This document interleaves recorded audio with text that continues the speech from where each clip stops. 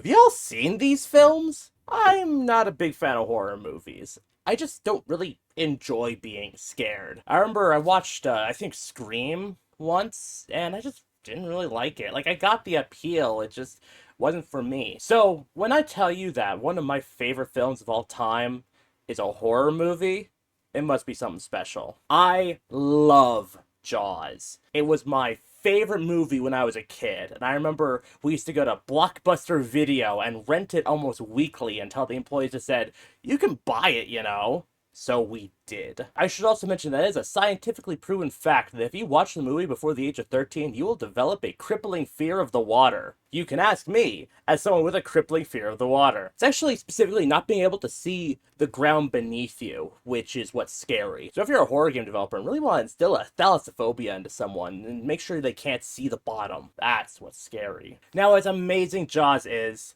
the rest of the franchise, I can't say the same for. As much as it defined the summer blockbuster, it also defined the slew of crappy sequels and remakes. And so with Jaws hitting its 50th anniversary this year, I decided I was gonna watch all of them. And let me tell you, I don't think it was worth it. I'm gonna do kind of a breakdown review of all of them, so sit on down and let's get started. And also, I want to say, I'm not some kind of professional filmmaker or anything that knows exactly what makes a movie good or bad. I just talk a lot. So let's get into it. The one thing keeping the community safe is a guy named Brody and his pal Richard Dreyfuss. Jaws 1. You've either seen it or should see it. Seriously, if you haven't seen it, go. Now. Watch it. I'll wait. Jaws. Jaws. Jaws, Jaws, Jaws, Jaws, Jaws, Jaws, Jaws, Jaws, Jaws, Jaws, Jaws. Seen it? Good. Alright, so Jaws really defined the summer blockbuster. So back in the 70s, when Jaws first came out, you're actually kind of lucky if the latest big hit film came to a theater near you. The studios would only send it to select theaters where they thought the film would do well. But with Jaws, everything changed. They wanted to get this film into as many theaters as possible so everyone could see it. It is literally the first ever summer blockbuster hit. The film starts with a genuinely traumatizing scene of a woman being eaten by the shark. See, I'm sure this is all fun and stuff, but as someone who actually knows how sharks like to hunt, this is the worst thing you want to do. You do not want to do this. We don't actually get to see the shark, but we see her screams and then her silently disappear beneath the water. Jesus Christ, I forgot how good that scene was. That fucks you up. The next day, her body washes up on shore, and Police Chief Brody is quick to assume it's a shark. He quickly runs through the town to try to make beaches closed signs so no one will go into the water until they catch this shark. I think this whole scene does a really good job of setting up kind of the feeling and tone of Amity Island heading into the 4th of July weekend. Seems that the 9-year-olds from the school have been karateing the picket fences. Ah, yes, the 1970s, when karate was the big thing with all the kids. They karate chopped that? They just took the fucking wheel off. Also, can we point out that he had to make the beaches closed signs? Like, this had never happened before. Unfortunately, the mayor insists that they keep the beaches open, leaving Brody to nervously watch the swimmers on the beach in case one of them gets eaten by a shark. Spoiler warning, they do. We know all about you, Chief. You don't go in the water at all, do you? I don't want this guy near me. Harry is not the type, not someone I want. Ah, legendary shot. Absolutely iconic. Unfortunately, on that day, a little dog and a young child is on the menu for our big shark. I think that this sets up something I really like about a lot of Steven Spielberg's films, especially regarding death. A lot of it has a cause and effect to it. When I watched Scream, it felt like a lot of the deaths were just kind of there because people need to die. In Jaws, everything happens for a reason. The mayor says to keep the beaches open, therefore a kid gets eaten. Cause and effect. And let me tell you, if you want to set the stakes for a movie, you kill a kid. Or a dog. Or both, in this case. So they do a big press release, you know, shark, dead kid, you kind of have to tell the people about it. Where Brody says he's going to close the beaches, but the mayor ensures only 24 hours. Hey, can I just talk about this random person? Only 24 hours. That fucking Dude, nerd. I can't go 24 hours without getting on the beaches. You seriously can't go that long without going to the beach? Are you kidding me? But after that, the grizzled old fisherman known as Quint drags his nails across the chalkboard in a scene I'm sure you've seen parodied almost everywhere. And he says he'll kill the shark for $10,000. That's actually $61,000 today. The mother of the kid puts a $3,000 bounty on the shark, and that leads to a panic. Okay, you're not fighting that in the water. He sees the megalodon jaw. He's like, oh shit. This is what's in there? Dear God. But the next day, as all the crazy shark hunters are going out to try to kill this thing, that's when we meet Richard Dreyfuss. Or Hooper, I guess he's called. So anyway, Richard Dreyfuss says he's a marine biologist and is here to help Brody. I'm going out the boat. Oh, no. Why? Please, please. Ah, the 70s, when dynamite was so readily available. Yeah, they're all gonna die. They do an autopsy on the first victim, and just describing what it looks like while Richard Dreyfuss gets more and more sick is actually a really good way to do it. The best way to scare an audience is to use their minds. Honestly, I feel like this is one of the most accurate monster movies because there's a literal shark eating people, but the local government want to cover it up so they don't get bad publicity, and because a re-election's coming up soon. And at the same time, all the local rednecks think they can go kill this thing. However, after the autopsy, the rednecks succeed and bring in a shark. And it's a real man-eater. And wait, who the hell shot an arrow into it? Who the fuck shot an arrow into it? Like, you had people going out with dynamite and guns and dogs for some reason, and there's just one guy like, oh yeah, bring her in. Like, that couldn't have done anything in the time. So did they bring it up and he just shot it so it looked like he did something? Like, how did that arrow get in there? So anyways, the mayor and Chief Brody and everyone's like, hey, we caught the shark. But Richard Dreyfuss is concerned. He's like, that doesn't look like the type of shark that ate the other kid. And he's like, hey, we should go cut it open and see what's inside. But the mayor is like, I don't want to see that kid get spilled out on the dock with all this press here. We ain't doing that. Brody's like, yeah, come on. Come on, we're good. So Brody goes home and decides that nothing caps off a day of fishing like an entire bottle of red wine. I can do anything. I'm the chief of police. He gets really power hungry when he's drunk, I gotta say. Meanwhile, Hooper decides to join him, also bringing a bottle of alcohol, and he gets really horny. Is he trying to seduce him? Look at those loving eyes. Okay, I'm gonna say it. Hooper wants to fuck the fish. Like, listen to how he describes these things. My husband tells me you're in sharks. Excuse me. Well, yes, I've never heard it quite put that way, but yes. Yeah, I find sharks hot. Been watching After Sharks, longing for the day that I meet a fascinating lady shark. So yes, I want to get into a shark. Yeah, it's kind of weird. Anyways, they do what every group of friends wants to do after they get drunk off cheap wine. Go cut open a fish. Look, if I'm gonna get into a fish, I gotta be at least 1 pint glass of wine drunk. You're gonna be the only rational man left on this island after I leave tomorrow.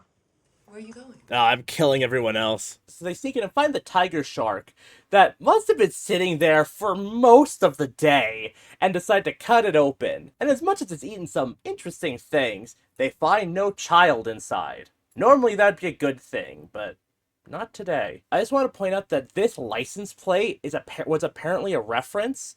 I had known it was a reference, I just never knew to what. So looking into it, the numbers on it are 007981 from Louisiana, the sportsman's paradise. And apparently that's a reference to Live and Let Die, the Bond film that came out a few years prior. Steven Spielberg had always wanted to direct a Bond film, and after he became a bit of a bigger director, he actually asked if he could, and they said no. Luckily, his friend George Lucas said he was working on a project that was a lot better than James Bond. So as if their night couldn't get any weirder, they both decided to go out on Hooper's boat to see if they can find the shark that's been eating everyone. In 25 years, there's never been a shooting or a murder in this town.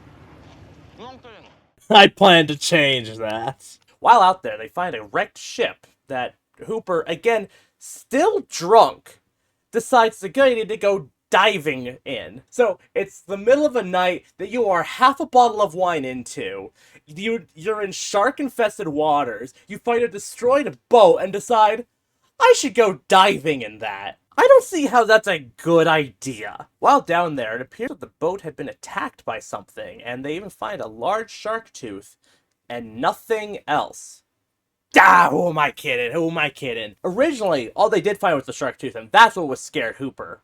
But Steven Spielberg thought he could get one more scare into that scene. So after they had wrapped filming, he got a couple of his friends together and a severed head, and decided to film that extra jump scare at the very end. How did they get the murky water look, you ask? I'm glad you didn't, because what they did was they filled Spielberg's pool with milk to give it that murky seawater look, and added the head jump scare after editing was done. They just kind of shoved it in there. Hey, memorable scene.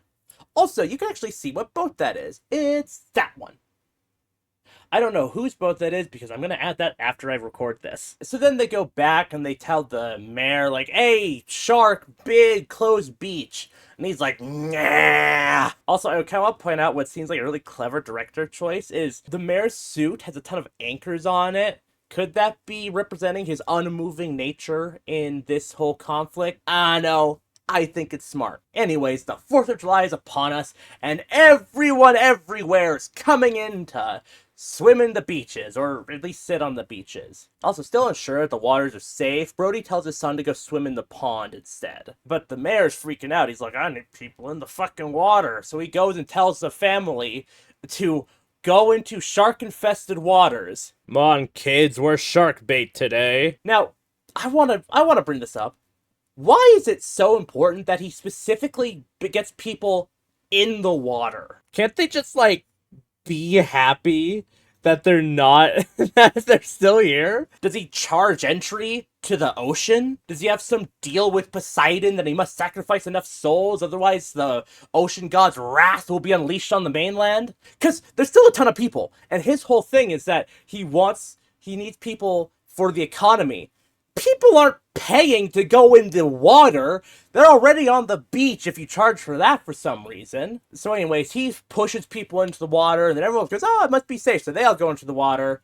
The Coast Guard's also around because they're like, oh, big fucking shark. But then someone sees it, that iconic fin. Suddenly, panic. People are running. Coast Guards are going in with M1 Garands. Like, I don't know how many of those are out there in the 70s, but it's interesting that the Coast Guard has them, and later Quint. So they corner the shark, they get ready to kill it, but it's just some kids. It's just kids playing a prank. All this panic and worry, it's just a couple teenagers. But that leaves a perfect opportunity for the real shark to sneak into the pond.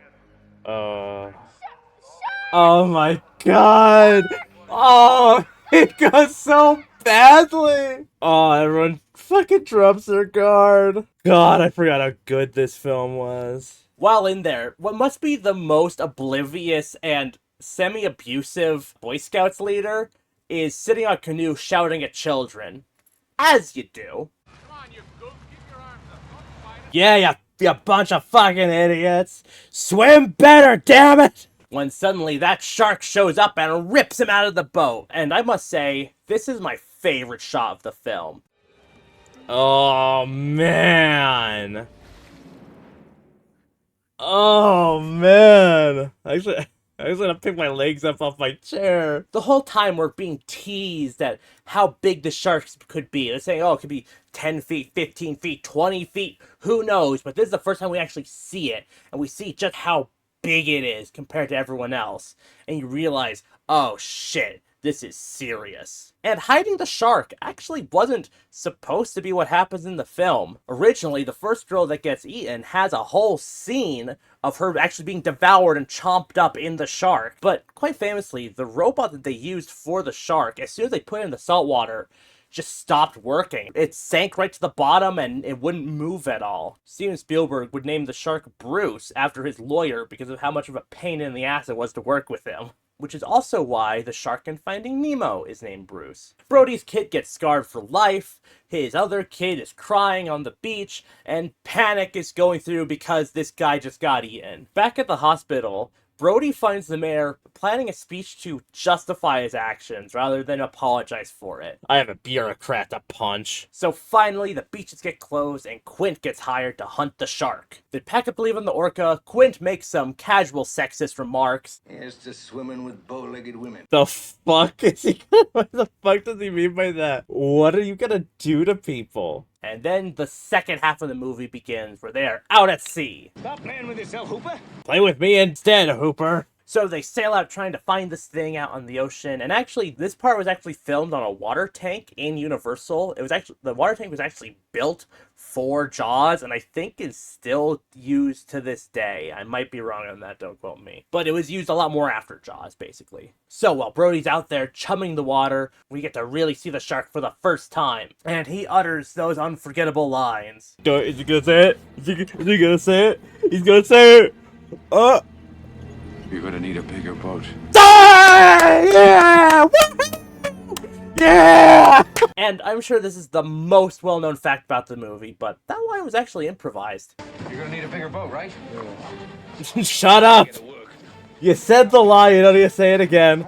Yeah, but we could radio in and get a bigger boat out here. Shut up about the bigger boat! What was also improvised was this shot where a shooting star goes over Brody's shoulder. That was an actual meteorite. The second one they added in post because they thought it looked cool. Also, when Jay Schlatt's telling that story about the Indianapolis, that actually happened. It was over-dramatized for the film, but most of what he says is real. So the whole plan with the shark is to stick him full of barrels of air so he can't, like, swim down, and it'll tire him out eventually so they can easily bring him up and stab him with machete, probably. So after the whole Indianapolis speech, they find one of these barrels in the morning, and I don't know why, but this scene is the most tense in the film to me. Just seeing Hooper throwing out the hook, trying to get the barrel, and he just can't, so he's leaning out farther and farther trying to get it.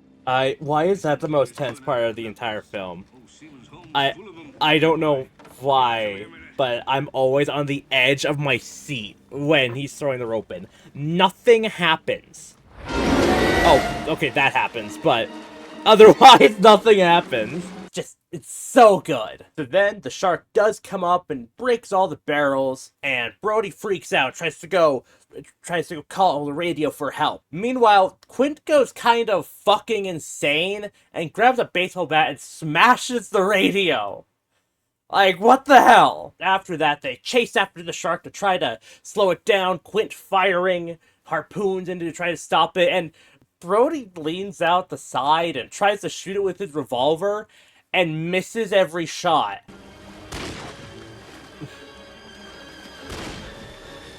You ain't hitting shit.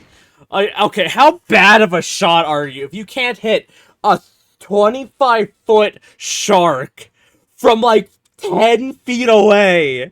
How? How are you missing this thing? Sure, you're on a moving boat, but it's a 25-foot shark that's moving parallel to you. It shouldn't be that hard! So there's this big tussle with the thing, it almost destroys the orca, and Quint realizes he's finally met his match against the shark. So he turns to Hooper and asks what all of his scientific equipment can do to it. Hooper's plan is to poison a spear and go down in a cage to try to kill this thing. They do that, and it goes about as well as to be expected. So in order to shoot the scene, they knew the mechanical shark wouldn't look good enough to be convincing, so they went out into the ocean to get actual footage of a great white shark. They got a little guy that kind of looked like Richard Dreyfuss and put him in a little cage and had a normal-sized shark attack it, but with perspective, it looked like a giant shark was attacking a normal-sized Richard Dreyfuss. Now, in the original script, Hooper was actually supposed to die in this scene, but while they were filming the live shark footage, they got this amazing shark. One of the sharks got stuck on top of the cage and thrashed around, and they're saying like, oh, it looks so good, it's such a good shot, but the actor wasn't in the cage. So Steven Spielberg, wanting to use the shot, changed the script so that Richard Dreyfuss goes and hides and comes back at the end of the film. So then we got the big finish. The shark leaps out of the water and lands on the deck of the ship. This is actually something great whites are kind of known to do. When they catch seals, they will leap into the air to catch them. It's really cool. But they land on the side, and Quint slides in, grabs it with his machete, and slides into the jaws of the thing by accident, gets bitten. Hey, that's the name of the movie. Gets eaten, and he gets dragged off the ship. But the orca's sinking, so Brody goes and grabs an M1 Garand, which Quint had for some reason, and he gets on top of the ship, and he sees the shark, and he throws one of those compressed air tanks into its mouth. He's like, oh, I gotcha, and he says the famous line, smile, you son of a... And he shoots it, and the shark explodes, and it's awesome, and the day is saved. Yeah, let's go! Iconic shot. I swear, anytime I watch the Oscars and they have like a history of cinema, that shot is in it. Oh, it's like so weird with my 3D glasses. It's just black and like blue eye. And the movie ends with him finding Hooper and them swimming back to Amity Island. And Hooper survives! Let's go! Woo, Hooper! Now that's a fucking film! Me tell ya, that's a fucking film right there! It's all downhill from here. And that's the end. Honestly, I don't think he could have done a better movie. Like, I think it hits every beat perfectly. It's all just so well done and so iconic. It's a genuinely amazing film. 10 out of 10. And that's where it should have ended. It didn't. Everyone cool it and go for a swim. But holy shit, here comes that fin. Right. Jaws 2. After the success of Jaws 1, it was only inevitable they were going to make another. They tried to get Steven Spielberg back, but he said that sequels were always pointless and they didn't want to do one. Meanwhile, Richard Dreyfuss also didn't want to come back because, one, he only signed up to do Jaws because he wanted to work with Steven Spielberg, and two, apparently they didn't pay him properly for the first Jaws movie, so he didn't really want to work with Universal again. What I found surprising is John Williams actually came back to do the score for the film, and you can tell, of all the horrid things in this movie, the music's not one of them. Who did come back, however, was Roy Schneider as Chief Brody, under heavy protest. See, Schneider had a multi-film contract with Universal, and after very famously walking off the set of The Deer Hunter, they agreed that if he just did Jaws 2, he would be out of the contract. And that's why he came back. Apparently Schneider hated making this film, and even got into a fist fight with the director. It was wild. So, let's get into it. I seem to recall when I originally watched this, I swore to never watch it again. I'm gonna start with one positive. This film probably has the most famous logline in history. Just when you thought it was safe to get back in the water. Like, that is a legendary logline. I've heard that everywhere. I'd put it up there with In Space, No One Can Hear You Scream. The first thing that I thought was weird with this movie is it has the exact same opening from Jaws 1. You know, that like kind of like underwater radar effect. It was really creepy and unsettling in Jaws and fit the movie really well. In Jaws 2, it just feels like they're trying to buy for nostalgia. Like, it doesn't add to the film at all. If anything, it kind of detracts from it. The movie opens with two divers going to find the wreck of the Orca so they can pose and take pictures near it. I guess that's what divers really do, is they just find cool underwater shit. There's a lot of people underwater and not a lot of them being eaten by a shark. Also, that's not where the Orca's name was.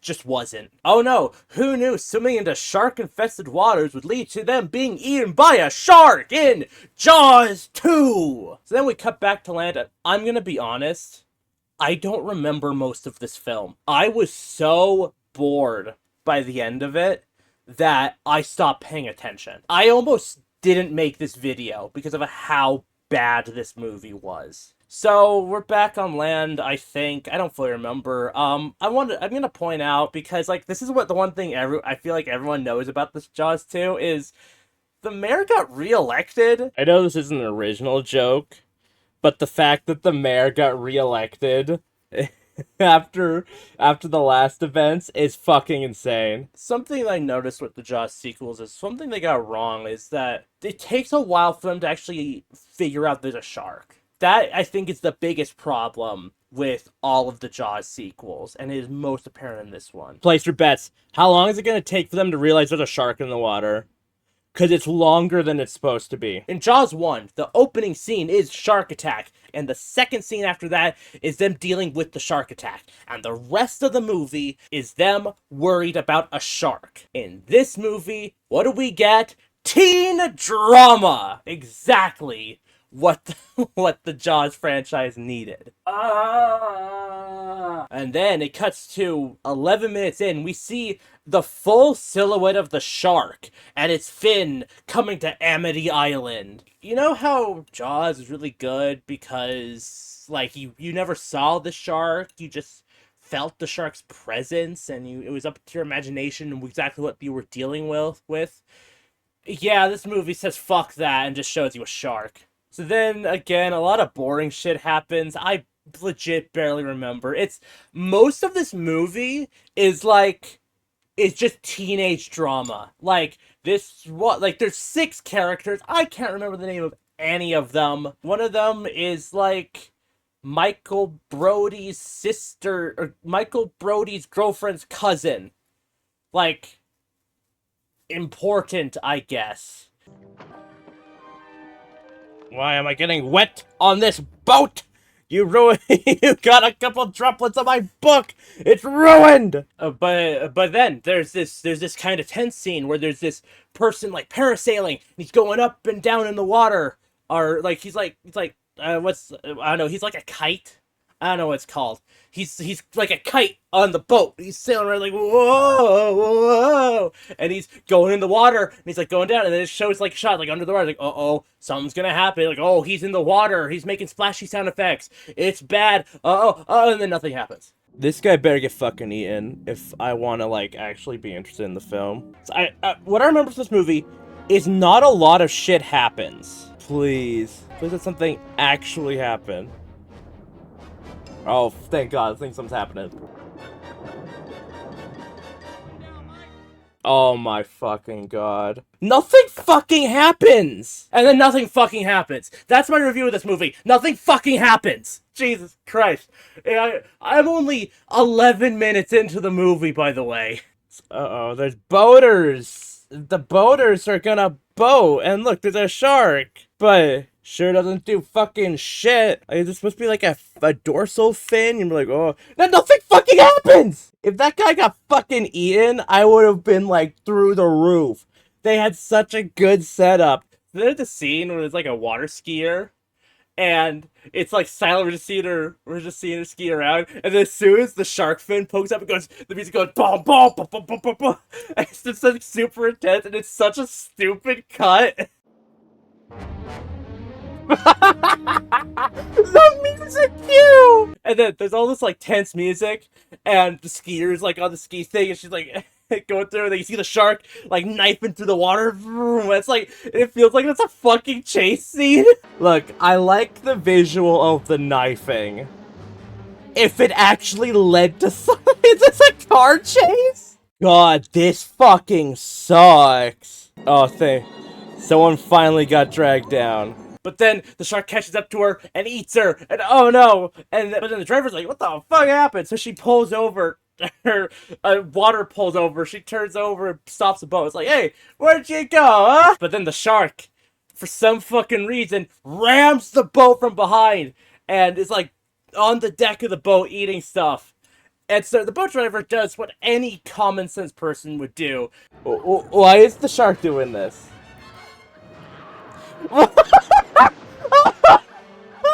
Quick, douse myself in gasoline! Oh my God!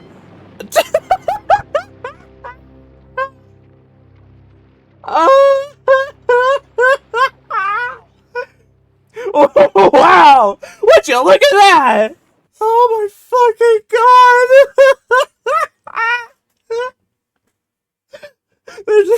There's a shark. Gotta douse myself in gasoline. There's so much wrong with that scene. And so, of course, Brody goes to investigate, and he's hearing, because someone saw the explosion from their porch, and so the old lady's telling her what he saw, and Brody looks out at the water, is boat explosion. There must be another shark. You've no idea what could have could have done that? I don't know what could have blown up a boat. Why first thought shark? There's a shark blowing up boats in the harbor. How would a shark cause a boat explosion? Why are you thinking this, Brody? So then right after there's another scene where like they're trying to find like a body or something at the bottom of the water. It's like the deputy and this other guy. And so they're like raking through the water with this thing, and it gets grabbed, and something grabs it. They're being pulled down, like, oh, that was kind of big. But then it's just a power line that they pull up. Like, oh, there's an old junction island that has a power line to it. And this is probably one of the worst acted scenes I've ever seen. We've been over this a dozen times. I know. How much longer? Until we find something. Holy shit! Oh, the ADR on that was bad. I don't know what to say to like as a director like that. It's like, hey, could you say that more like a normal human being? So after that, it cuts to more teenage thing. I want Fruit Loops. Cheerios. You eat Cheerios. I want Fruit Loops. We're sponsored by Cheerios, kid. That's all we have. I don't want you to go out too far if it gets rough. We've had a lot of trouble out there. Okay. So something might blow up your boat. So they find a dead orca washed up on a beach by a lighthouse. Is this supposed to be symbolizing that this shark is stronger and meaner and tougher than the orca, the ship? Who knows? So they get this other marine biologist because Richard Dreyfuss wasn't coming back for this. And she's investigating this dead orca, and Brody's like, this is a shark, right? A shark did this. And she's like, hard to say. Like, what the fuck else could have killed this thing? There's a massive bite out of the side of this orca. And they're like, could be anything, really. So a couple things I noticed while watching this film, like, they swear a lot more. I don't even remember much swearing in the first one, but this one they're constantly saying, don't give me that shit, this is bullshit, shit, fuck. No, okay, they don't say fuck. So then more just like bullshit happens. Like Brody goes to the mayor and he's like, I think we got another shark. And the mayor's like, you're crazy, we're fine. It's like, there's no proof of a shark, there's just one boat explosion. Like, sharks don't cause boats to explode. So Brody, being an absolute paranoid fuck in this film, makes poison-tipped bullets for his gun? Isn't that a war crime? Like, poison bullets, isn't that like a really bad crime? Yeah, it's a fucking war crime! So, he now has a highly illegal weapon on him, and is going to patrol the water. Oh, also, there's this really stupid scene where Brody sees, like, a surfboard or something just in the water, and he wants to go get it, and he gets about, like, waist deep in the water, but they're playing it off as, like, super tense, like, oh, he's in the water, something could happen. Like, dude, we know this is, like, a 20-foot shark. There's no way it's getting in waist-deep shallows to eat one guy. This is so much less interesting. Like, in the first one, there was such, like, a constant threat. It felt like every second mattered. This was just like, there's a shark, we should probably get around to that. No, shallow waves, wouldn't dare. A shark's not gonna attack him in the fucking shallows. How far out is he going? A shark isn't gonna eat him. Why is this tense? What we've seen of the shark, because we've seen the sharks, we know how big it is. It's not fitting in there without ample warning. So Brody goes up into the shark tower to watch over the beachgoers, and the mayor is like, shit, what's that psychopath doing up there? And then one of the beachgoers goes and asks the mayor, he's like, hey, what's that man doing up there? He's like, don't worry about him. He's just down a lookout. He likes bird watching. It's a watchtower. And I gotta say, what's such a big problem in saying that it's a shark tower and he's looking out for sharks? Like, you could spin this so easily, like, he's up there watching out for sharks, and if he sees one, he's gonna ring that bell. That's how we are keeping the beach safe, because we have 24-hour observation. I feel like if he wasn't up there, it'd be like, hey, shouldn't there be someone up there looking for sharks so we know we're safe? There's a lot of foot stuff in this movie. Like, what the hell? Why that kid holding bread to his eye? It feels like they got a ton of, like, beach B-roll and said, well, we gotta use all of it. So they just used it in this scene. So then Brody thinks he sees something and rings the bell, panic, shark, there's a shark, everyone get out of there, shark! And he runs onto the beach, waving his weapon in the air. Why is he swinging a gun around? What is wrong with him? Oh my god! He just shoots someone in the crowd by accident. Oh my god. He's a fucking psychopath! Brody has a fucking screw loose in this film. You just poisoned the ocean! Don't touch them! They're covered in cyanide! So anyway, at some point they found the camera from the original Divers That Got Eaten. They have this whole scene of, like, developing the film. That's just so boring. This film would be so much better if we didn't know there was a shark. Because we know everything about the shark at this point. How big it is. What's it doing eating people? Is it even there? Yes. So this whole kind of reveal of them developing the film, going, oh, this is how we see the shark, isn't that tense. It's just boring. It's just people not talking in a room that's slightly red. Is it yellow or red? It's gonna look so weird in my 3D glasses. I mean, we know what's on the camera. We saw the fucking attack. This is so boring. What? It's a bunch of fucking bubbles. It's a bunch of fucking bubbles, and you kind of see an eye in it. So he goes to the mayor, and he's having some kind of council meeting. He's like, look, a photograph. It's a shark. Don't you see the shark? That's the eye. That's the thing. And everyone's like, you're fucking insane, dude. I mean, we know it's a shark because, you know, Jaws, but these guys are right. It's like you see some fucking bubbles, and you're clearly traumatized from that event. See, Jaws was interesting because people were fucking dying, like, daily. And so they decide to fire Brody as police chief, which honestly makes sense. I agree with the mayor in this film. There's no proof of a shark attack. This guy's just gone insane. I actually feel like this film would have been better without a shark. Like, if it was just showing Brody's, like, processing of the trauma of the shark, it would have been a lot more interesting. Brody is in the wrong in this film, because seriously, they have no real proof that there's a shark. He is just grasping at straws, trying to prove there's a shark because a boat exploded.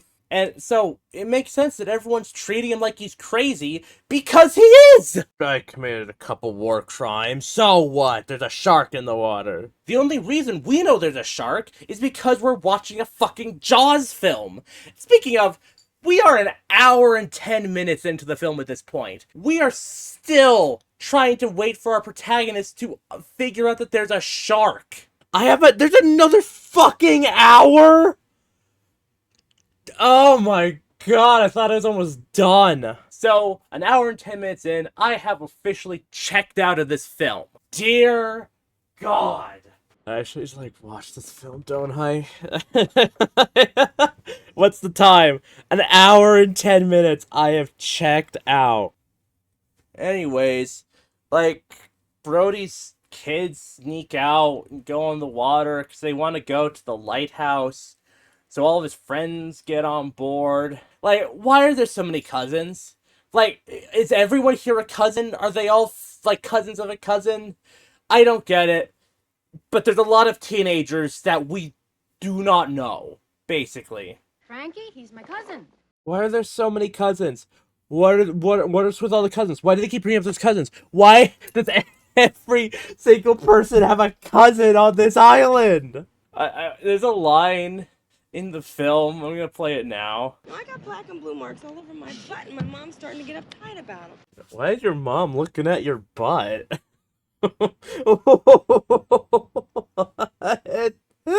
the fuck? Also, I want to point out that there's, like, a strange amount of feet in this movie. Like, there's so many shots where I swear people's feet are the main focus. It's given Tarantino vibes, and not in a good way. Yeah, there's like a bit where some divers go diving for something, and the shark attacks, but again, no one dies. Like, if you're gonna just have a B horror movie, at least add some B horror to it. Like this whole, like, final, like, bit of the film, it feels like the shark is an afterthought. It's like, oh yeah, there's a shark, we should do something about that. The shark is, like, the B plot of this film. Oh my god. So again, I, like, tuned out at this point. I was barely paying attention, and, like, this is actually when the shark starts, like, showing up. It's just, there's so much, like, just bullshit you have to get through. Literally an hour and 10 minutes of bullshit before the shark actually becomes a problem. I think, like, these two teenagers get attacked. I don't fully remember. But yeah, like, one gets eaten, the other one gets left traumatized. So anyway, like, the traumatized divers get brought back, and Brody goes to check it out, even though he's not a cop anymore, he's just interested, and he gets, like, right up next to the guy, and, like, pushes, like, all the actual people who are supposed to be there out of the way, so he's in the front of the shot, and the guy, and they're like, there's a shark, or something. Again, I wasn't paying attention. This is also, like, a week ago when I watched this, so I'm not really, I don't have the best memory of this one. I think I blocked it out. So, Brody learns that that the kids went out to the lighthouse, and Mike and Sean are on there, and he's like, oh shit! So Brody steals a police boat and radios into the harbor control and gives them orders, and they just accept them? Like, he's not a cop anymore. He has no say in what they do. Why aren't they like, hey, why the fuck are you still telling us what to do? The shark's jamming the radio! So he just, like, drives out with his wife and deputy friend, who's now the chief of police, I think. And they go out to the sea to try to find the kids. So they find the girl that survived the attack, whose boyfriend got eaten earlier, and she's like, shark! And this is the first, and again, an hour and 22 minutes in, we finally have the protagonist knowing that there's a shark in the water. Oh, Jesus Christ. So Brody, like, flags down a nearby yacht, and it's like, alright, deputy, wife, stay with the girl, I'm going alone to fight this shark so it doesn't eat my kids. And he just takes off. Again, Brody is not a cop at this point. Okay, so he finds some, like, traumatized kid saying that she saw a shark. So he leaves his, like, the current police chief and his wife on a dinghy in the middle of ocean and just flags down a yacht. Even when Brody's right, he's still insane. Like, seriously, you could cut out everything else in this film, and this scene would make equal sense. Hell, this scene would make more sense, because, like, him giving orders to people would make sense if he was still the chief of police. God, no, this footage is gonna be fucking usable. So, like, all the kids are out in, like, 3 or so boats, and the shark attacks it, dun dun dun, and the boats ram into each other, and they're all kind of stuck, and none of them work. It's kind of a cool idea, like, all these people stuck in a boat that doesn't work, left drifting with a giant killer shark in the water. It's a fun idea. Something I noticed in this film is the shark doesn't act like a shark. Like, it does shit because that's what a horror movie monster would do. I think the shark in Jaws was, like, reasonable with what happened with it. Like, it made sense that a shark would act like that. They kind of set up early in the film that the sharks are attracted by, like, noise and like percussion in the water. There's this scene where the harbor patrol do find the kids, and the helicopter lands on the water. He's like, all right, I'm gonna tow you to a nearby island, and they seem to say, oh, the helicopter's blades are spinning, and that's causing percussion in the water. Like, how the fuck is anyone gonna feel a helicopter's blades as a rhythmic thumping fish? Don't cheer! It attracts sharks! Is the shark gonna attack the helicopter? Like, seriously, is the shark gonna attack the helicopter? Like, something fucking stupid's gonna happen.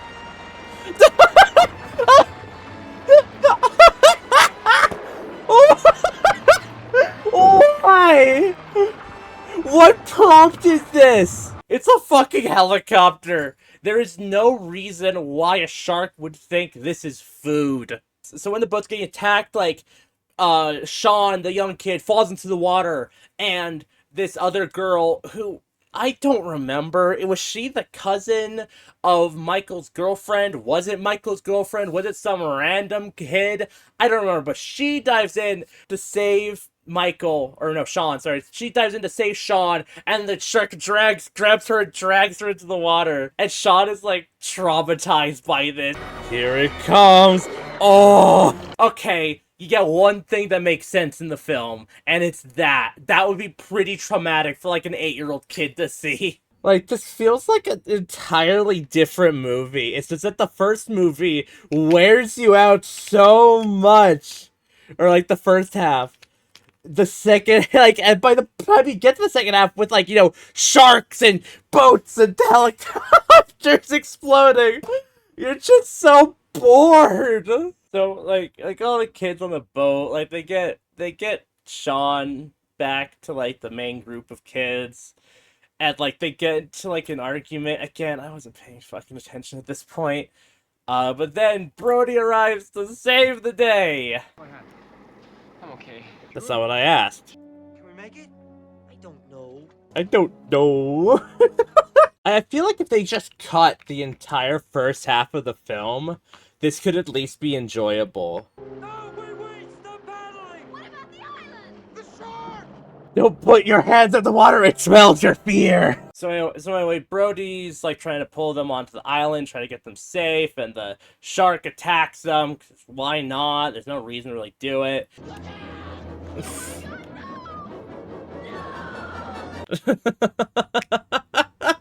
Why me? Why? Quit screaming. It didn't even open its mouth. But then Brody gets an idea, and he sees like the power line going under there. So he pulls it up and starts hitting it with something, I don't remember what, and it makes like a vibrating sound. And I gotta say, this is the first time the shark actually makes sense in this movie, because they established sharks were drawn to movement like that and like vibrations. So a like cable going underwater making a big vibration like that would make sense for a shark to want to go at least investigate it. And sharks like to investigate things with their mouth. That's what most shark attacks are, is they just want to say, oh, what's that? Nom. And when they realize, oh, this is a human, they usually spit it out because they don't like it. It's just that they, bit someone. This is the first thing that actually makes sense. But this is did they write this bit and then realize, oh shit, we need an actual movie for the rest of it? This is the first time I'm actually like, oh, this is interesting and clever and makes sense, and I'm kind of interested. So anyway, Brody's like hitting the cable. It's like, come on. He like climbs onto the side, trying to use himself as bait or something, and the shark comes up and he bites the cable and electrifies and catches on fire, and it's super crazy, and I think it explodes.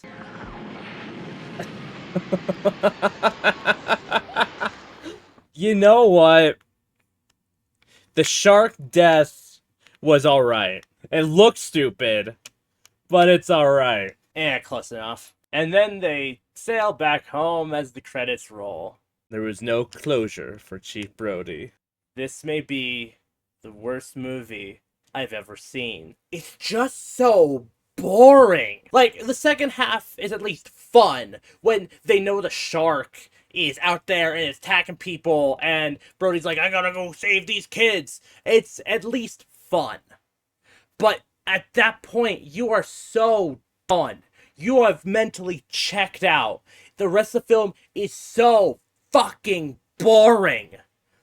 God, that's a fucking F. This is the worst fucking movie in the franchise. And that's saying something. God, like, I feel like they had something with the second act. Like, it wasn't perfect. It wasn't great. It was a fun idea. People like stranded on a boat with a giant killer shark. I think how the shark acted was kind of stupid, but I like the premise. It's just that first act was so boring. It makes the film almost unwatchable. I'm done. I'm getting the fuck out of here. Anyway, let's fucking move on. It was John's little brother. Now he's pissed. Hey, it's a new day. Talking about Jaws 2 got me so pissed off, I literally had to take a break. Anyways, that's the worst one by far, so let's get into Jaws 3D. So, several years after the traumatizing events of Jaws 2, traumatizing for me, clearly, the Brody kids are now working at SeaWorld Orlando, where, wouldn't you know it, there's another shark on the loose. Whoa! The head's like coming at me, man! Whoa! 3D, man! They're really having a hard time getting away from these sharks, aren't they? Also, considering how, like, traumatized they'd be by all the sharks, you'd think they'd take a not water-based job, like carpenter or grass inspector. So one thing I'm gonna say about Jaws 3D is that I feel like it's actually kind of an interesting concept. A shark at SeaWorld is much more interesting to me than just doing another shark at Amity, which I'm kind of happy about. The basic idea is that SeaWorld Orlando is getting this new, like, lagoon area with this big underwater tunnel system. And so while they were sealing up the gates to the lagoon, a shark got in. Dun, dun, dun! It's actually, like, setting up a semi-interesting premise. Like, there's a reason why the shark is evil now, and it's not just, oh, shark bad. So, unfortunately, this film has more teenage drama, but I think it's a bit better because it's mainly focused around the Brody kids, and it's also the first on-screen appearance of Leah Thompson in a feature film. Is that Leah Thompson? I think that it is. So when the shark got into the lagoon, it actually broke the gate, so they had to send a diver down to try to fix it, who, surprise, surprise, got eaten. Dun, dun, dun! See, Jaws 2 is missing, didn't have enough sunset. Like, that's when sharks hunt. And at the same time that night, Leah Thompson is trying to convince Sean Brody to get over his fear of the water, which justified after the last film. Let's be real. Also, if he had this fear of the water, why get a fucking job at SeaWorld? You don't swim? Not even with friends? I grew up on an island where this exact scenario started a week-long shark hunt. Brody, no, this is exactly how the other girl got killed. At the same time that night, 2 thieves get in to try to steal fish from the lagoon. This lagoon is connected to the ocean. Couldn't they just go to a non-restricted area and fish? Like, I swear, these are the worst criminals I've ever seen in a film. There wasn't enough scenes at night in Jaws 2. There wasn't enough anything in Jaws 2. Whoa, that's supposed to be 3D? It was just a stick. Why are you scared of the frog? Also, how big is the exotic fish black market? Like, is it really so profitable that they are risking robbing SeaWorld in order to get fish? Anyway, so there's this one bit where, in order to play a prank on Sean, Michael grabs a megaphone and says, like, you're in a restricted area. So the criminals can hear Sean and Leah Thompson in the water. Would they not be concerned when they heard a megaphone say, get out of the water, you are in a restricted area? Shouldn't they just up and dip when that happens? Anyways, they don't, and oh no, they get eaten too. And then the shark knows not to leave any evidence, so it eats the boat they swam in on. Why did it eat the boat? It's like, shit, they can't know I'm here. Better clean up the evidence. If they know we're in here, I'm a dead fish. I think it's a good part to point out where, like, every Jaws sequel has a lot of non-shark related activities in it. Just admit it, you messed No more Cheerio branding. I guess they lost that one. In Jaws, the first thing we see is the person being eaten by a shark. The second thing we see is everyone responding to the fact that someone was eaten by a shark. There's just so much not shark action in the rest of these films that I definitely think is what brings it down, at least a bit. I feel like this movie would be paired really well with Blackfish. You want to see a real horror story? Oh, also, there are these, like, Australian marine biologists that are trying to promote the new lagoon in SeaWorld, so they're there too. And I swear, the main Australian guy just doesn't sound like a real person. It will yield to pressure. So she might just get a little squeeze. I don't like how he says that. He's such a pervert. I don't know. Maybe Australians are all fake. That shows what I know. Wait, isn't that an actual conspiracy theory? I think it is. They're all New Zealanders and they don't tell us. And they're just not telling us. Anyway, so the first guy that went down to try to fix the gate went missing. So they think maybe he got stuck in one of the underwater attractions. So they send a submarine down to find him. And come on. Whoa, it's so 3D. Oh, that looks awful. It's so bad. I've heard people saying, "Oh, the shark in the first movie didn't look that good." Then they see this. Looks like someone cut out a picture of a submarine and just stuck it onto the film reel. They go to investigate their pre-placed Spanish galleon. Oh, it's a big-ass fish. I thought they were looking at the skeleton. That's reaching out at me! Oh. Goddamn dolphins! When the moon hits your eye like a big pizza pie, it's amore. And then 36 minutes into the film, we finally get a shark! There we go! That's a shark! What's the time? 36 minutes in! And I gotta say, the whole underwater scene is already way more tense than the entirety of Jaws 2. So they realize there's a shark in the lagoon, and they talk to, like the main heads, including the two Australians. And there's, like, this really fucked up conversation of, like, we should kill it publicly. No, we should capture it. And, like, no one's saying we should just put it back out to sea. Like, it's so fucked up, but just like how proud, like, oh yeah, we should kill it publicly as a display of something. If they're environmentalists, then why the hell are they like, yeah, let's kill this fucking thing? Jeez. I think it's kind of important to note that in the Jaws universe, sharks are considered like this just unstoppable killing machine monsters. And anytime you hear about a shark, it is here to murder you. And not, just another animal in the ocean. So they gear up to try to capture the shark. I think they, like, try to knock it out with some medicine. And there's this whole 3D scene where they squirt the medicine, like, straight at the camera. But, like, come on. It looks like he just pissed on the camera. Is there always a scene?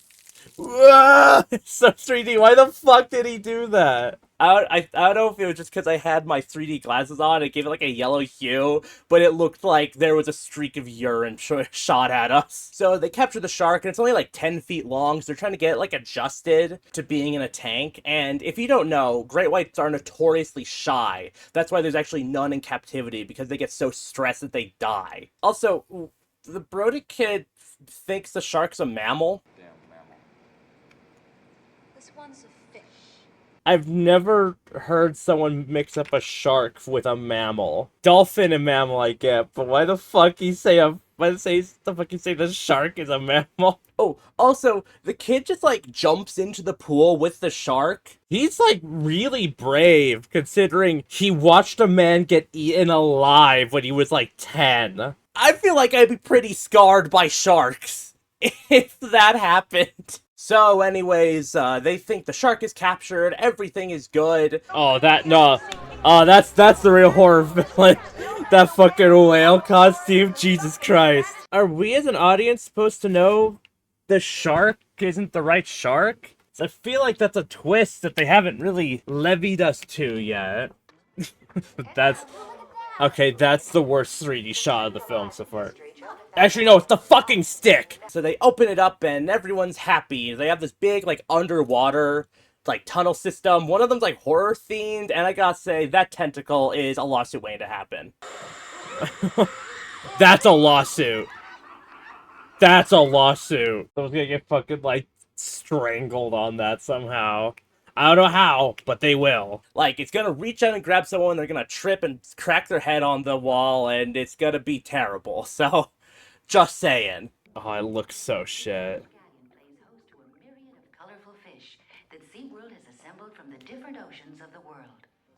I don't think they could survive like that. Don't they need, like, very careful temperature regulation? I don't think you can just mash together a ton of fish into a lagoon. And so everyone's kind of running around, and, like, the big boss guy's like, oh, we need to get this shark out here. Everyone's gotta see it. And so they put it out in a public pool, and it dies from being overstressed, as great whites do. And I gotta point out, they could put it in, like, anything. But why the fuck they put it in a fucking touch pool? Why would they put it in a fucking petting pool? It's a great white shark! Like, that's just so dumb on the operator's side. Like, who wants to reach their hand into the 10-foot killer shark pool and try to pet it?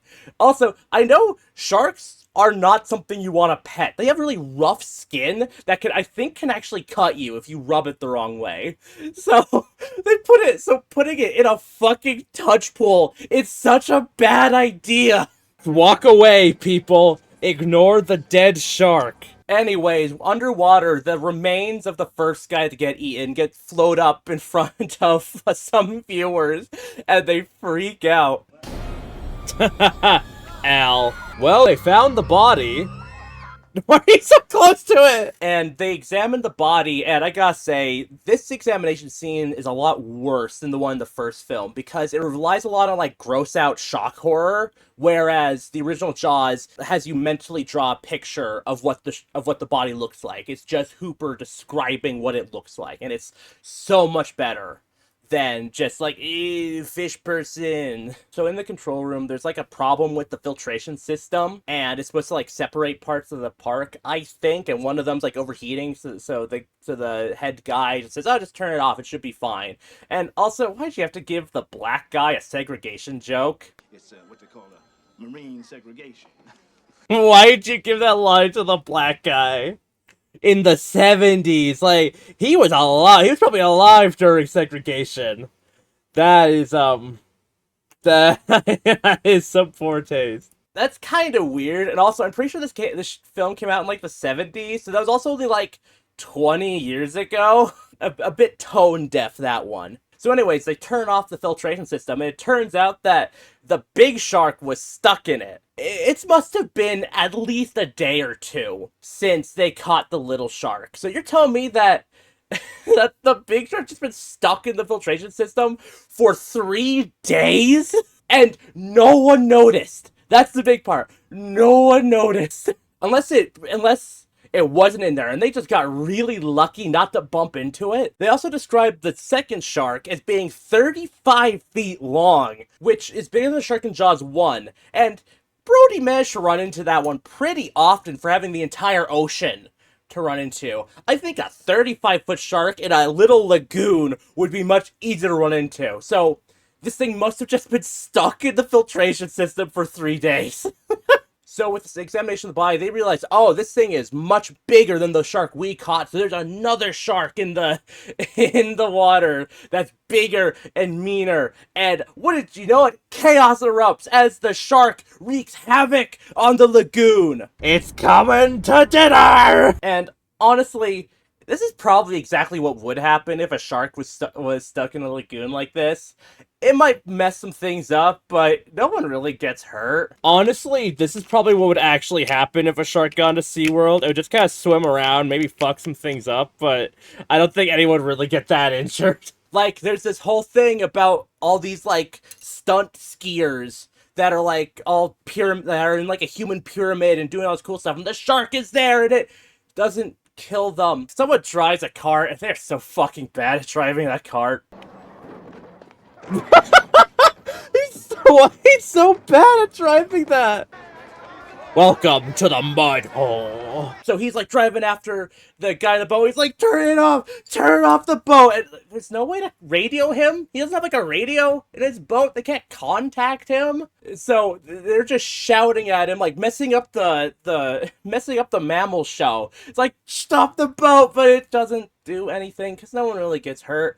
And then, oh no, it goes to the bumper boats and no one really gets hurt. I mean, I think Sean gets his leg cut, but he didn't get bitten. No one gets eaten.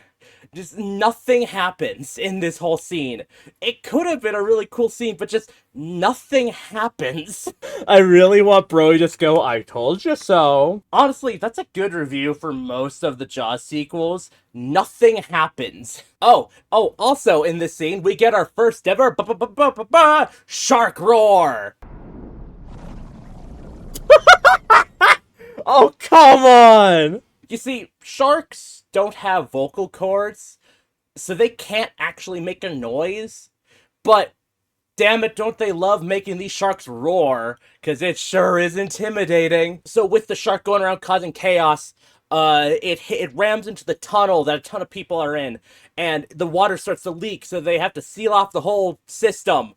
And so there's people like running through the tunnels as water's coming in. The doors are closing. They lock him and they get them all locked into this one room. And this would be, and like I get why this is like a terrifying idea, because like yeah, trapped in a room with like waist deep water, and no knowledge of when to get out would be terrifying. Again, if anything fucking happens with it, because spoiler warning, they get them all out fine. They're in there for, like, a day, maybe. And like they don't even run out of oxygen. They mention it, but it doesn't actually happen. The way to build tension is to actually have shit happen. Like, the shark in the lagoon would have been really tense if people actually got eaten. If it actually showed that people were dying because of this. Or if in the tunnel, people were actually in trouble and actually had suffered consequences because of this.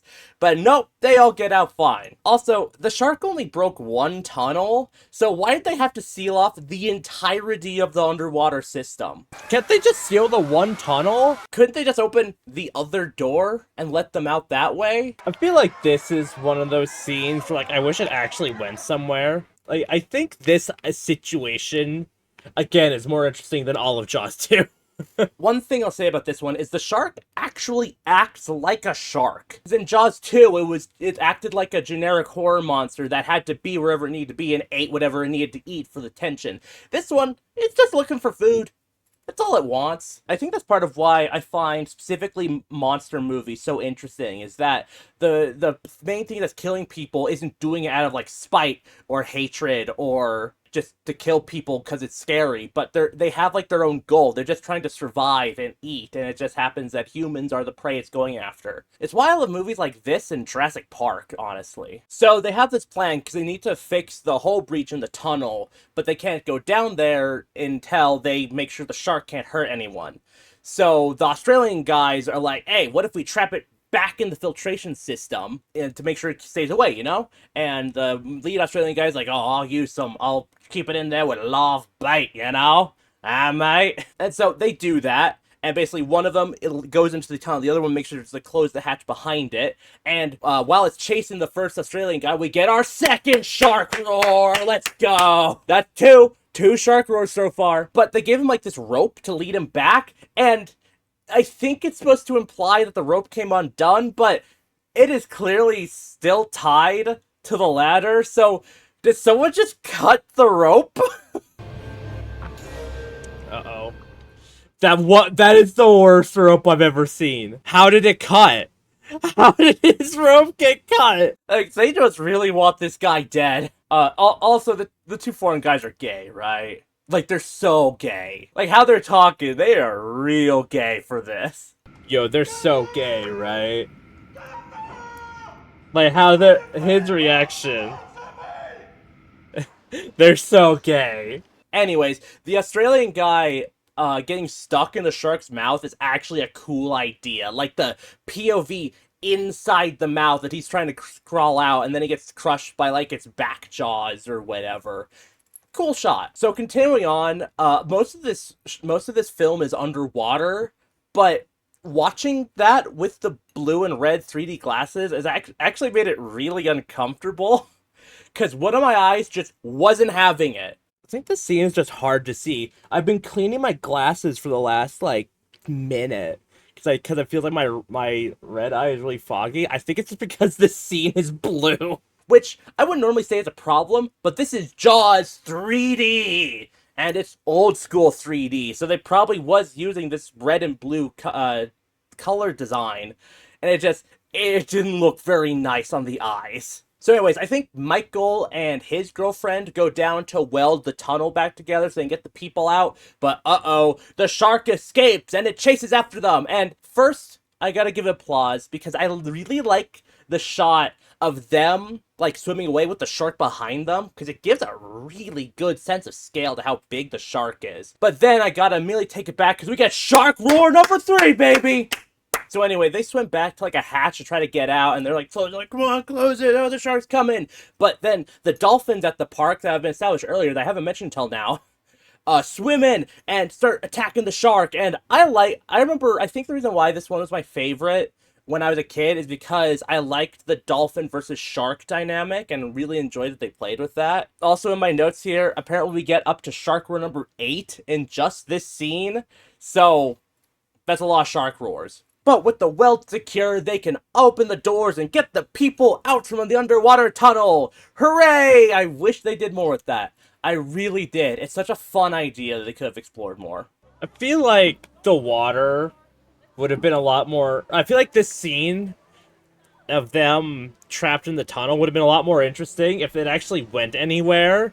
I think they used it a bit more as like a ticking clock rather than like an actually like tense scene. I just wish they did more with that. And then we get the worst shot of the movie.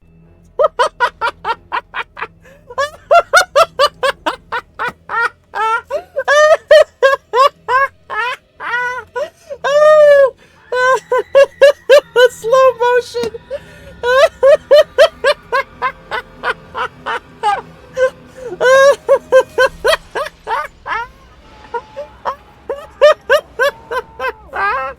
It's so stupid.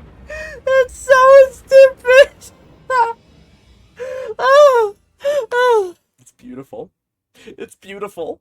It's so bad. So the shark, if you can't tell, crashes through the window of the control room and floods it with water, and they're stuck in there. I assume one of the Brodies and the other guy sees the Australian, his corpse, holding a grenade in the shark's mouth. So in like shitty ass 3D and slow-mo, one of them grabs like a hook and is trying to reach the pin, and they hook it and pull the pin, and the shark explodes. Whoa!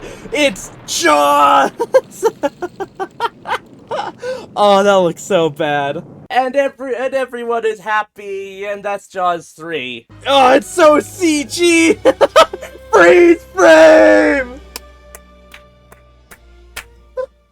I was honestly really surprised to learn they actually filmed this in SeaWorld Orlando. I feel like this would be bad press for SeaWorld. Like, why would they want to make a film? Hey, what if all of our guests got eaten by a shark? So anyways, that was Jaws 3D. I've seen better, but I've also, in this franchise, definitely seen worse. God, that was still pretty bad. I think the CGI is what killed it the most. But no Jaws 1. And it's definitely better than Jaws 2. Jesus Christ, is it better than Jaws 2? Jaws' last words are, whoa, respect. Then he explodes and it's a pretty good effect. Now we get to, thankfully, the last Jaws movie. As of 2025, you never know what they're gonna bring back nowadays. And a lot of people claim this one's the worst.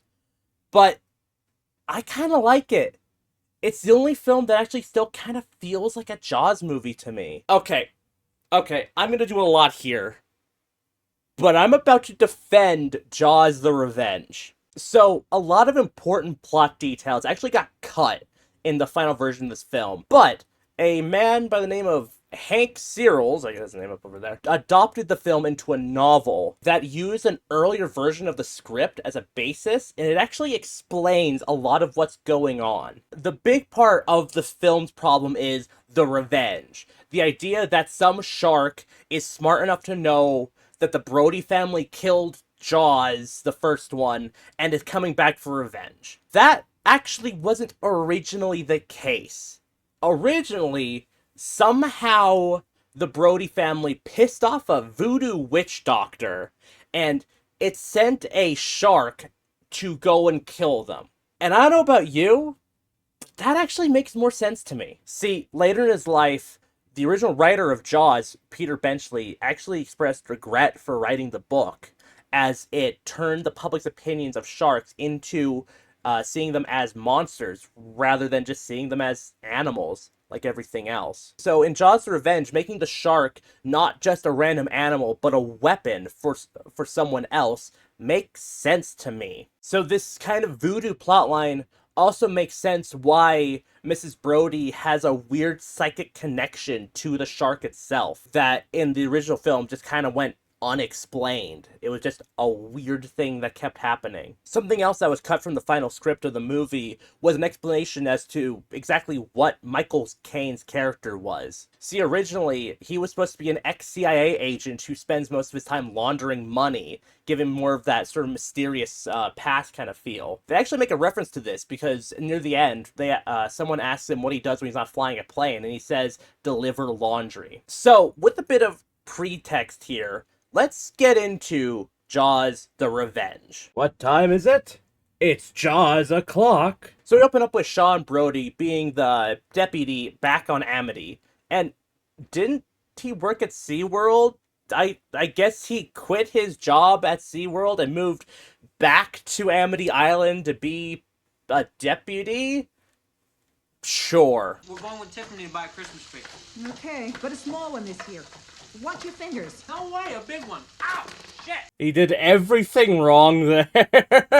Like, a small one, I want your fingers. No, I want a big one. Shing! I actually like how they set up Sean's character in this, because it makes him feel likable, and it makes his death all the more tragic later on. Because, spoiler warning, there's another shark in Amity, and this time it's out for blood against the Brody family.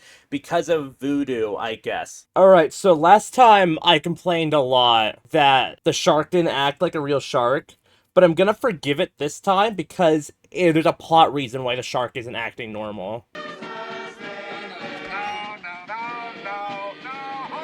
You're all wrong! Do it right next time, god damn it! This is a fucking Christmas pageant! Get it right! He is, like, way more likable in this one than in, Jaws 3. Like, I know what happens, and I'm actually, like, kind of sad about it, because I kind of want to see where his character would go.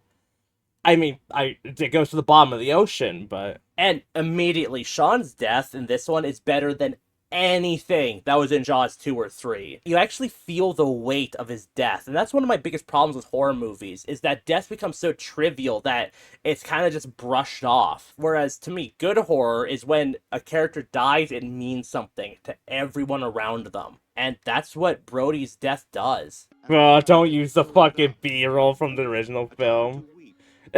Both these characters are dead. Be sad. So in wake of Sean's death, Mike and his new wife and daughter fly down to Amity to attend the funeral. Oh, Brody's mom is still there, by the way. And she's really, like, freaking out about this shark. There's a bit where she says it waited and it came for him, which is really stupid. It came for him. What? Okay, out of context, that line is stupid. I will say, Sean saying you don't believe in that voodoo is a reference to the voodoo subplot that was never actually explored in the film. I like that the Jaws the Revenge book on Amazon has 4.5 stars. Like, what the hell? Literary equivalent of a sausage. So Mike convinces Ellen to come down to the Bahamas with them because there aren't sharks in the Bahamas usually, at least not great whites. And so reluctantly she agrees to get away from it all and head on down there for Christmas. Also, if your problem is really sharks, can't you just move somewhere not on the ocean? Like, as much as sharks torment this family's lives, they really love being in the water. For some reason. You know, after 4 shark attacks, you'd think they'd think, I'm moving inland. I think West Virginia sounds a lot nicer than this place. So anyway, while down there, Ellen's really freaking out about people going near the water, which sure I get, but I don't really think it's her place to yell at children to not go in the water. It's also revealed that Michael's wife does art, and sure, I guess she just finds sharp pieces of metal and sticks them together and see what it makes. Like, what is that even supposed to be? Pretty good, huh? No, it's a chunks of metal. The fuck is it supposed to be? It's vaguely Jaws shaped, but so Mike's job is to like examine sea snails or something. And first off, I gotta applaud. They actually got a fucking submarine this time. Like, dear God, that one in Jaws 3 is burned into my memory. Also, the whole scene where they're doing that, again, more interesting than the entirety of Jaws 2. Half of my review of the sequels is just shitting on Jaws 2 the entire time, isn't it? So then it's Christmas, yay! And I gotta say, that little kid is so tone deaf. Like, a person just died, and your grandmother is clearly very distressed about this, and she feels nothing. Anyways, I'm gonna go back into, like, my defending of Jaws the Revenge here. I just want to say, this shot is really well done. It's really well blocked. Because the main argument for this is Ellen Brody doesn't want Mike to go into the water, but he does because he likes his work. And so they're both resting on the edges of the screen. Mike is towards the water. Ellen is towards the land. And in between them is the ocean, literally dividing them. It's just, I just really like that shot. Why am I actually defending this film? I'm actually kind of liking this so far. Let's pretend this is Buckingham Palace, and you'll be Princess Di. Don't pretend to be Princess Diana. Don't pretend to be Princess Diana! Okay, so then there's a scene at the beach where Ellen gets her psychic vision that the shark is coming, and dear God, that shark looks terrible. You see, there's a reason they didn't show the shark in Jaws 1, and that's because if they did, the shark would look like that. Like, you could see where they clearly, like, wrapped the foam around a mechanical skeleton in its tail. They really need to not show this thing. So anyway, Michael Caine shows up. He and Ellen Brody go on some crazy-ass fucking first date. They fly, they go to, like, a festival. It's a wild time. Meanwhile, Jake and Mike are going back down to do more snail business. And Jake is down in the submarine, and surprise, surprise, the shark finds them! And it looks so stupid. What the fuck? I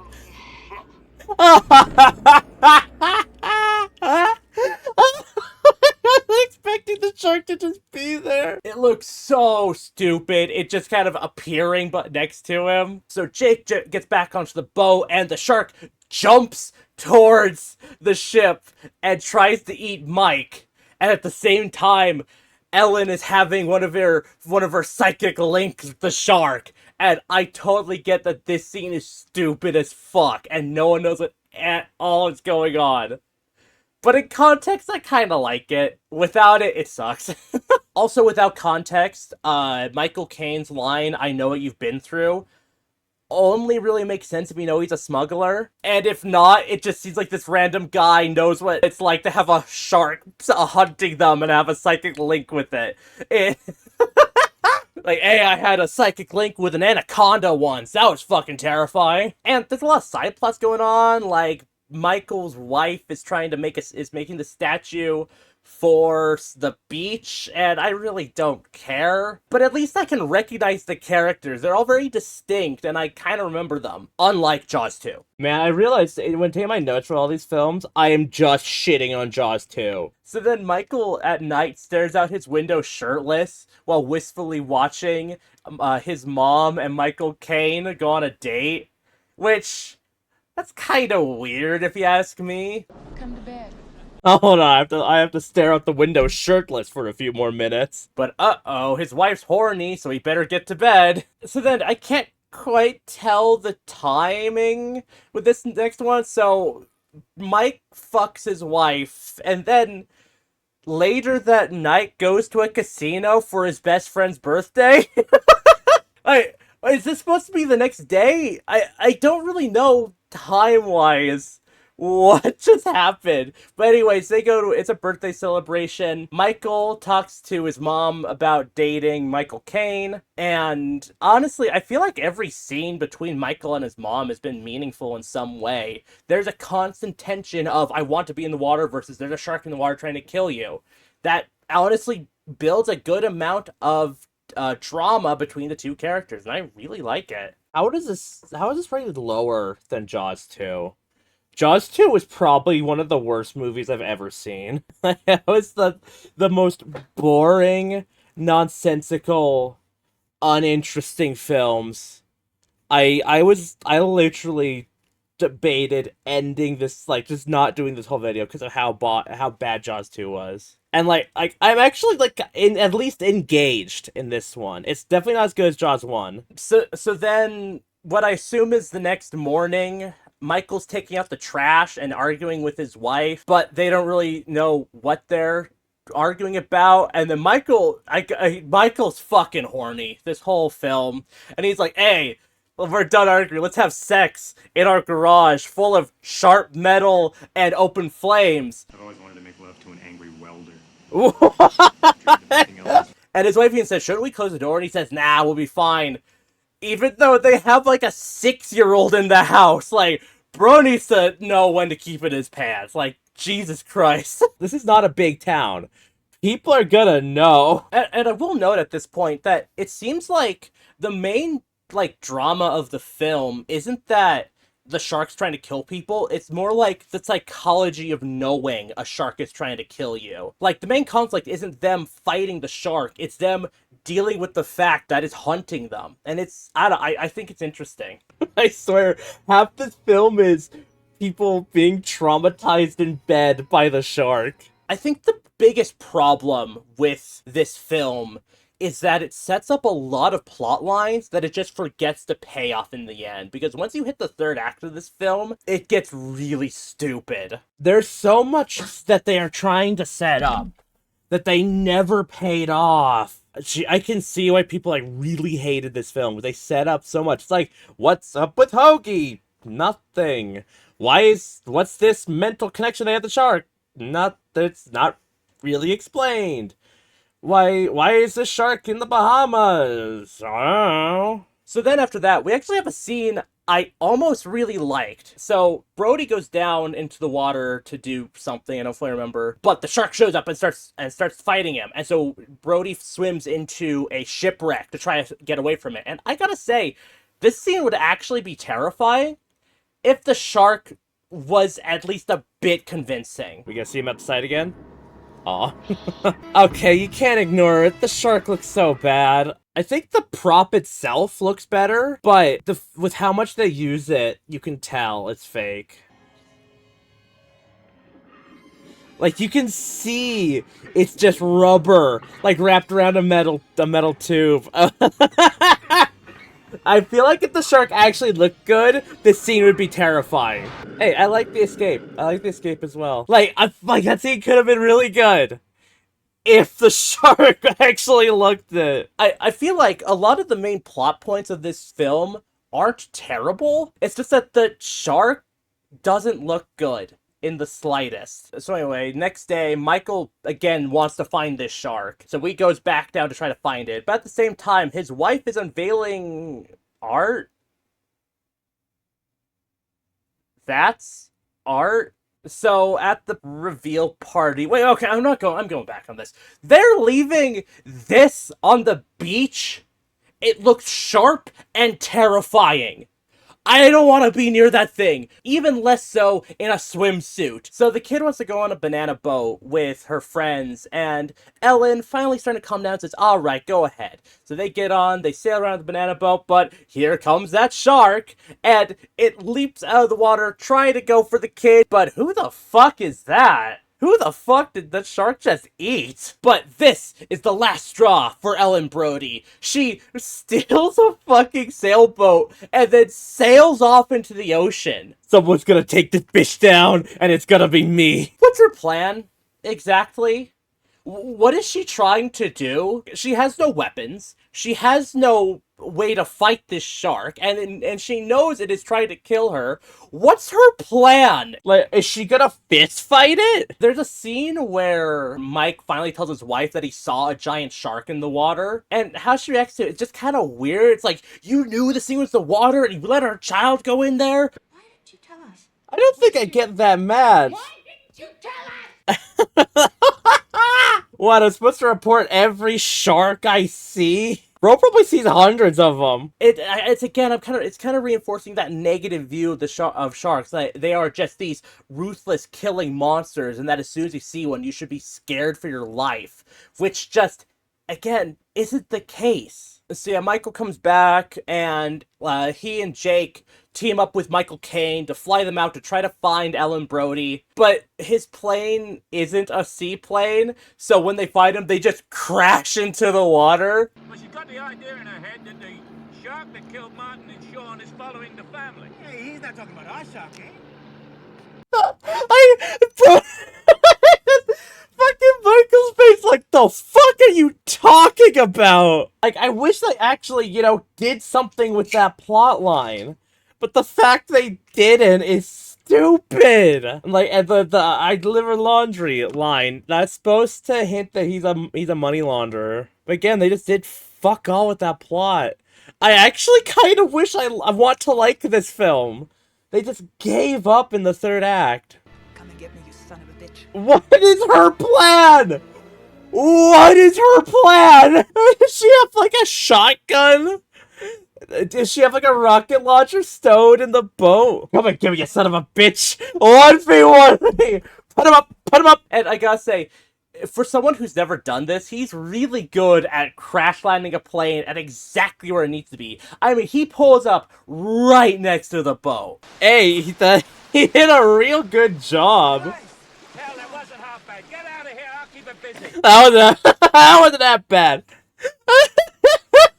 And then Jake and Mike get off the boat, but oh no, Michael Caine gets eaten for some reason. I'm gonna side note and say, like, everything we know about the shark so far makes no sense why he would have tried to kill Michael Caine. And also, Michael Caine's reaction is really funny. Passengers, you're all the same. Complain. Oh, shit. He doesn't give a fuck! Oh, shit. He's like, oh, bother, I guess I'm being eaten by a shark now. Bugger that. But that doesn't happen because Michael Caine survives! He actually was supposed to die in the original film, but they changed it last minute and actually had to call him back for reshoots. And during those reshoots, Michael Caine actually missed accepting an Oscar. When asked if he's ever even seen Jaws Revenge, he said, I never saw the film, but I saw the house it bought my mother. You know what? You do it for the bag. There's a bit of a side note, but I saw a video talking about why certain actors agree to do certain roles. Like, I think it was specifically with Seth Rogen making The Studio to then appear in Mufasa, the live-action prequel to the Lion King reboot, and how someone with such like a beautiful art piece as The Studio that is critiquing remakes and pointless remakes and reboots, why would he go and make a pointless reboot remake sequel? And I think the answer is sometimes you just gotta get the bag. Sometimes the dollar signs outweigh artistic integrity, and you just gotta do it. So they all get on board. Michael Caine does nothing, even though he's just kind of there. He mostly complains about, like, why are you doing any of this? So Jake and Mike come up with a plan to, like, put something in its mouth that'll electrocute it. And I gotta say, I do like the chemistry between Mike and Jake. It does feel like they are friends and are kind of bouncing off each other. So I like that. So Jake goes on to the bow of the boat with this spear thing that I plan to jab into its mouth, and the shark jumps out of the water at him, giving us another shark roar! Let's go! And I gotta say, in Jaws 3, you could kind of argue that maybe the shark roars are more like rushing water. This one is definitely a shark roar. Shark roar number 2! But Jake falls into the mouth of the shark and gets eaten, kind of, and it breaks the bow of the boat.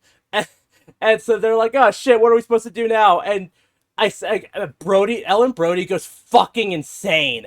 She's like, I gotta do this. And there's like flashbacks to the first Jaws. Like, those are peppered out throughout the whole movie. And it's really stupid, especially here. He's like, I remember my husband killed one of you motherfuckers before. I'm gonna do it now. And she rams the fucking shark with the broken mast.